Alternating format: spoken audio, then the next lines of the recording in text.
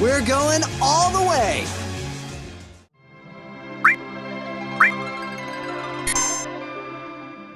We're back to talk about Tidus today for the Should You Pull Final Fantasy X edition, and Tidus is not really a unit that you're actually going to pull. He's a unit that you get for free, and then you can decide whether or not you want to build him. But that is a really big thing to think about, even though we're going to get a bunch of free shards. And if you want to know all about how to get the shards and how much it's going to cost you for these units, then Dr. Diggs has an excellent video on that topic. But you have to decide if you want to spend money or Visior on these units, if you want to get them to 120, if you want to EX Awaken other units like King Elda or Rob or Stern and get them to 120, and you have to think about if you want to save for the future, for the near collaboration, for the 100 cost King Mont and Helena units. There's so many things to consider that it's not just an automatic yes that you're going to build a free unit. So we're going to go over him just like it was a Should You Pull video, and we can kind of talk about your options from there. Thank you as always to warthevisionscalc.com for all the information that I pulled for this video. Alright, so we'll talk about Tidus and his stats, and then we'll get into some kit stuff and then unit comparisons. So he is a UR water unit. He's got the Xanarkand Ace, Abe's Ace main job, and then Paladin and Samurai sub jobs, and he is a hat cloth accessory where he uses a sword. And just so you know, we're going to get a free sword that you can level up, just like Rain's sword, where you don't have to +5 it, and that will be very good for Tidus. If you're a new player, that's going to be excellent. It's going to be a good sword for all of your units, and even if you use other water slashing units, maybe in the future that they could use this sword as well. So taking a look at his level 99 stats, he's got decent HP, very high attack, you know, he's got a little bit of crit rate. Crit rate is a theme for Tidus, he loves to crit. And then otherwise, agility is super high and he gets some natural defense. So at a level 99 level, he looks pretty good. If we take him to 120, which is your max EX job level, he gets, you know, huge HP, huge attack, even more dex and luck, all that kind of stuff. But again, that doesn't really mean much to us. So we're going to do a bunch of comparisons to show you how he stands compared to other EX job units. And then for his master ability, he's going to be able to increase HP and water attack for water units. And then he gets defense penetration innately. And this is very important that he gets 20 defense penetration because that's the only place in his kit he's going to get it. He does also get a defense break though, so that's something you can consider. And then he gets 20% attack on his board node. Moving along to resistances, he is strong against fire and weak to lightning. And I know you don't want to be weak to lightning because there's so many great lightning units. So maybe everybody should just not build water units, and then that will, you know, protect my fire units. But otherwise, you know, what can you do? Then he has the confuse, sleep, and stop resistances. Those are all fine resistances. Definitely more, I mean, the confuse and the stop are good. Sleep is more PvE oriented, although Tidus has an effect that can put people to sleep, so that is something that is entering PvP as well. For damage type resistances, he's got that slash, strike, and missile positive resistances. No resistance to pierce, and then he is weak to magic, although that's not the worst starting point if you're going to try to correct that a little bit. So that's pretty good, especially he's got the cloth. You can use your, you know, whatever your smart coat's called, and then, you know, the Fen revision card, all that kind of stuff. So it's not so bad. His TMR is pretty cool. It's his boots. They give you some agility, some crit rate, defense, HP.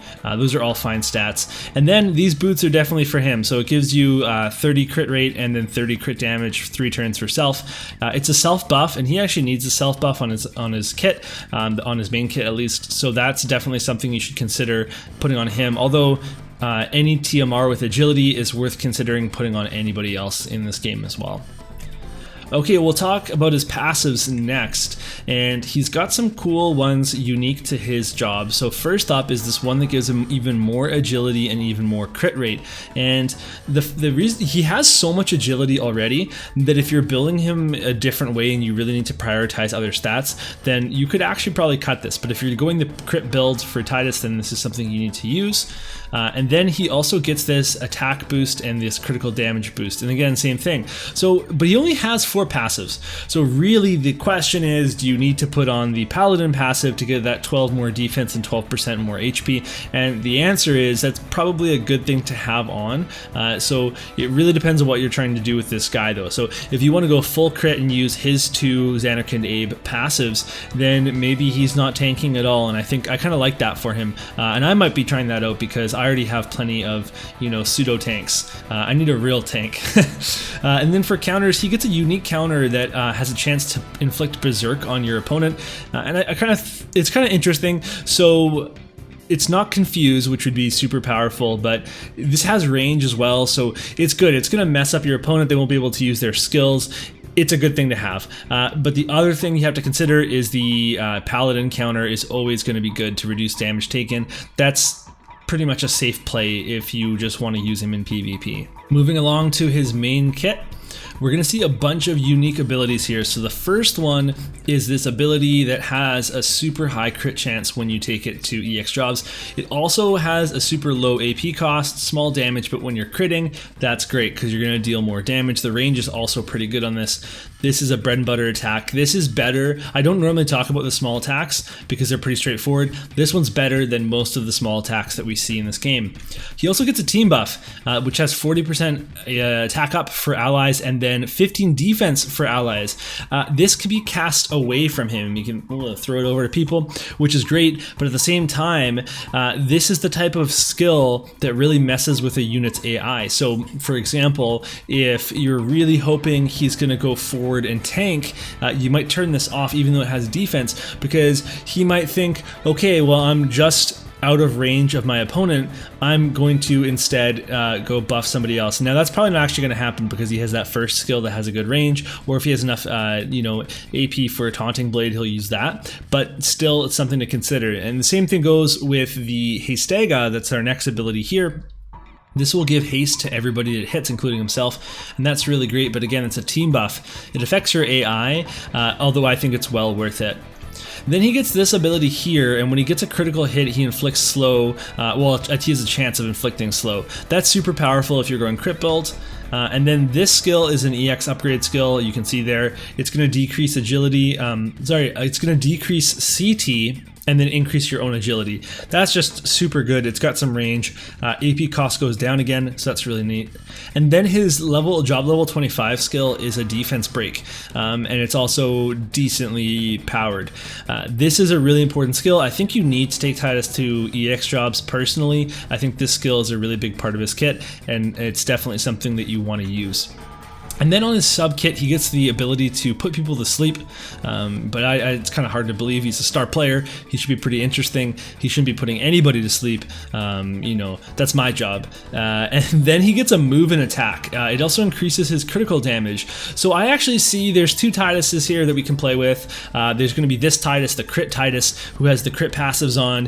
He has the crit skills turned on, and he maybe even has this sub Abe star player job on plus his TMR, and then we're going to have the Paladin Tidus, and that's the one that will be doing some off tanking or just be really bruisery. So the way he can do that is he's got Sentinel, which is just a huge buff.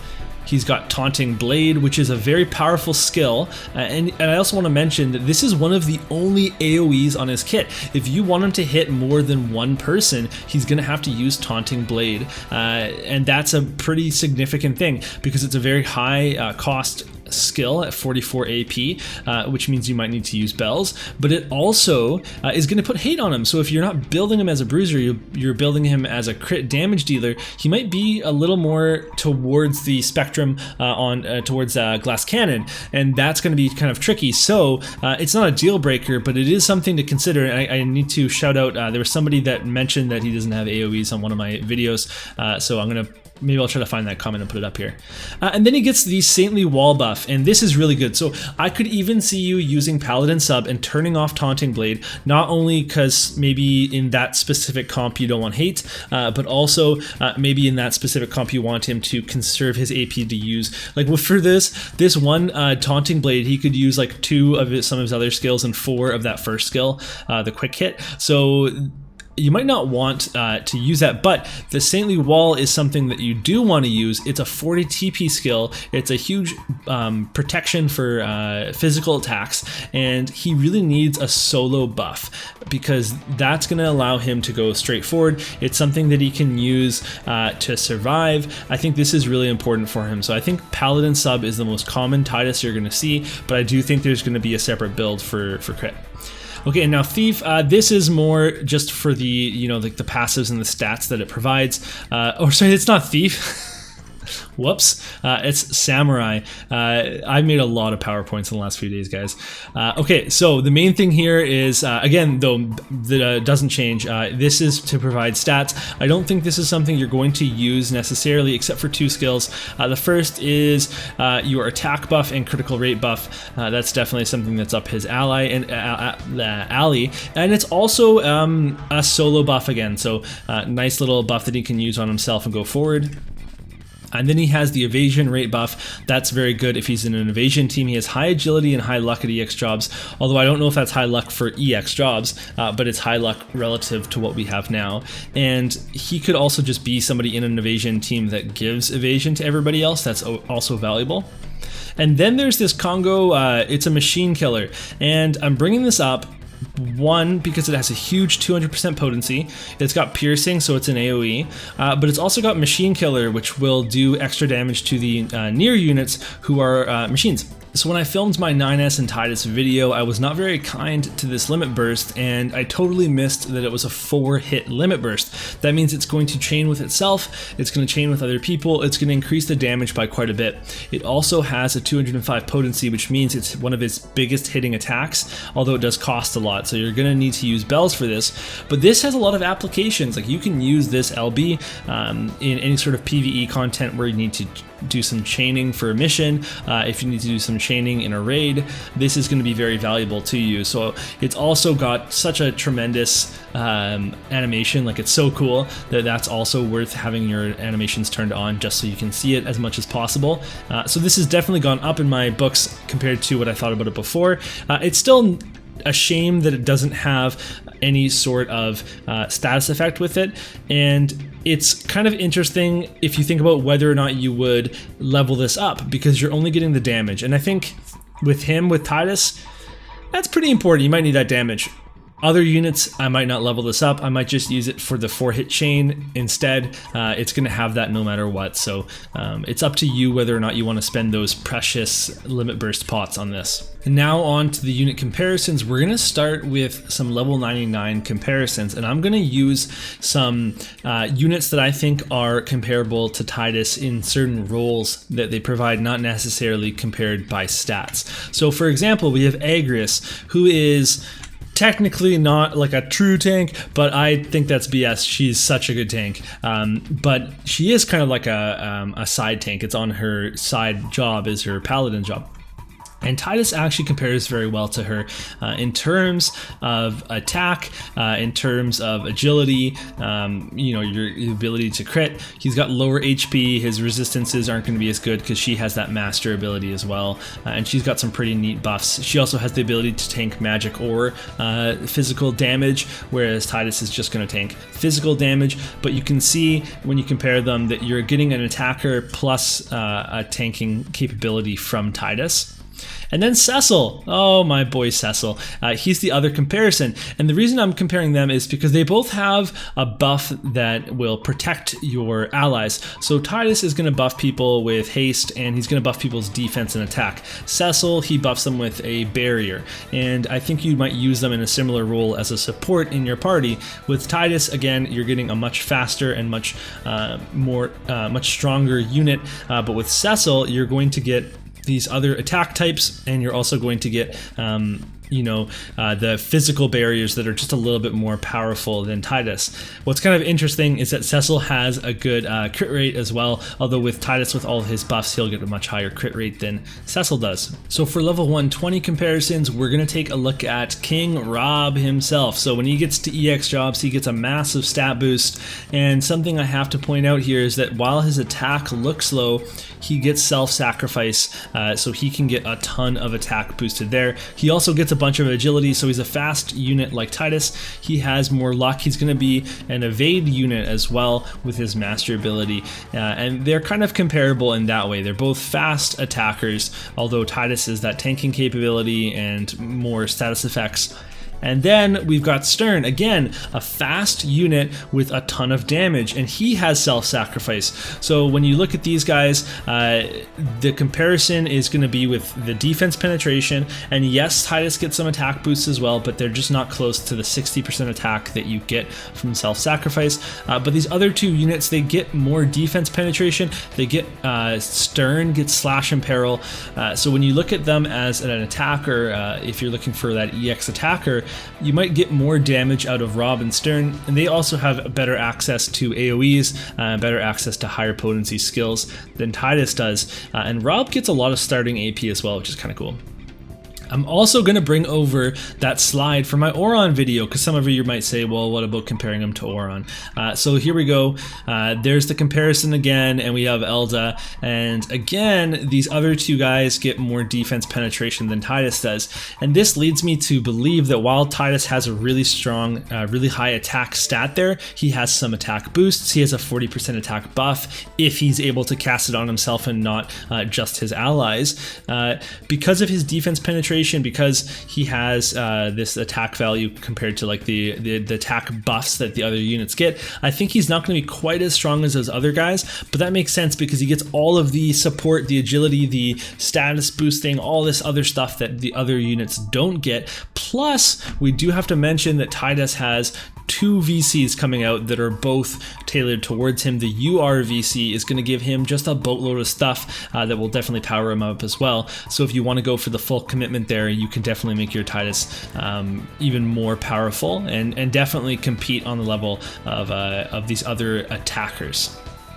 Okay, so should you pull Tidus? Well, he's got high agility, defensive stats. He can be a tank, he can be a bruiser, he can be a critical hit guy. He's going to be able to buff your team with, haste defense with attack. He can debuff, he can break the enemy, so many great things. But he does need EX jobs for higher potency. He does have very limited AoE abilities, and he's also going to have to deal with a lot of 9Ss in the future. And 9S is a lightning spear user, and Tidus is weak to lightning and has no pierce resistance. He also has no solo buffs on his main kit. It's not a huge demerit, but it's something that you should consider because it is going to affect his AI, and it's definitely, you need to take a look at units you have similar to that in your composition and see if you can compare them to Tidus. So, should you pull Tidus? Yeah, I think he's worth building. He's free. You're going to get so many shards for him. He has a great TMR. He's a great unit, but you should be aware of a lot of those shortcomings I pointed out with the no AoEs and the other things, because if you are thinking there's other units that you'd rather pull, then you have to make a cut somewhere or you have to whale out. So hopefully this has helped you make your decision. At the end of the day, you have to make your own decision. I'm just here to provide you with some information, and let me know in the comments below if you agree with me or if you think maybe nobody should build them or that everybody should build them, no matter what, and then we'll get to chatting and it'll be great. All right, see you guys next time.